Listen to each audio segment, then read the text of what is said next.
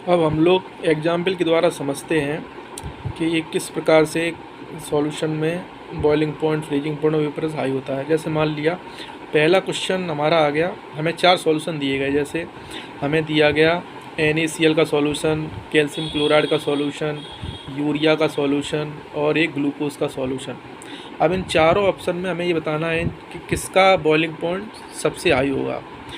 तो जो NaCl है और जो K2SO4 है, इन चारों और जो यूरिया और ग्लूकोज सॉल्यूशन, इन चारों की मोलारिटी सेम है।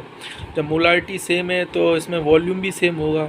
तो हमें पता है जब वॉल्यूम सेम हो और नंबर ऑफ़ पार्टिकल्स इंक्रीज़ करें, जैसे कैल्शियम क्लोराइड में नंबर ऑफ़ पार्टिकल्स सबसे ज़्यादा होंगे, तो जब वॉल्यूम सेम होता है, नंबर ऑफ़ पार्टिकल्स बढ़ते जाते हैं, तो इंटरमोलिक फोर्सेस स्ट्रॉन्ग होंगे, क्योंकि अधिक आयन होने से वो पास पास होंगे। जब पास पास होंगे तो इंटरमोलिक फोर्सेस स्ट्रॉन्ग हो जाएगा।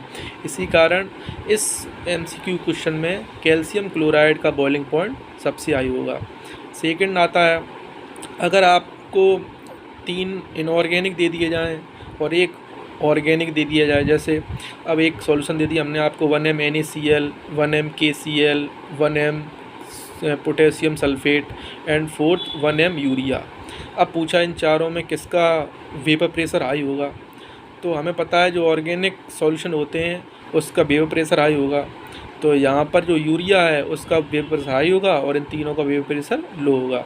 फ्रीजिंग पॉइंट, अब जिसका वेपर प्रेशर हाई होता है तो फ्रीजिंग पॉइंट भी हाई होगा। इसका सीधा मतलब है कि ऑर्गेनिक सॉल्यूशन का फ्रीजिंग पॉइंट हाई होता है और इनऑर्गेनिक सॉल्यूशन का फ्रीजिंग पॉइंट लो होता है। अगर सॉल्वेंट और सॉल्यूशन की बात की जाए, जैसे हम आपसे कहें जल, पानी और एक शुगर सॉल्यूशन है, तो सॉल्वेंट होता है उसका वेपर प्रेशर हाई होता है और जो शुगर सॉल्यूशन होगा उसका वेपर प्रेशर लो होगा।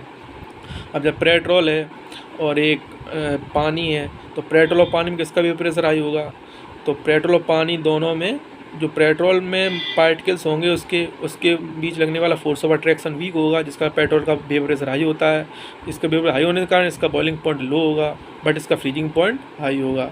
जबकि पानी में force of attraction H bond के कारण इंटरेक्ट फोर्सेस स्ट्रॉन्ग, इसलिए पानी का वेपर प्रेशर लो होगा बट पानी का बॉइलिंग पॉइंट 100 डिग्री सेल्सियस होता है।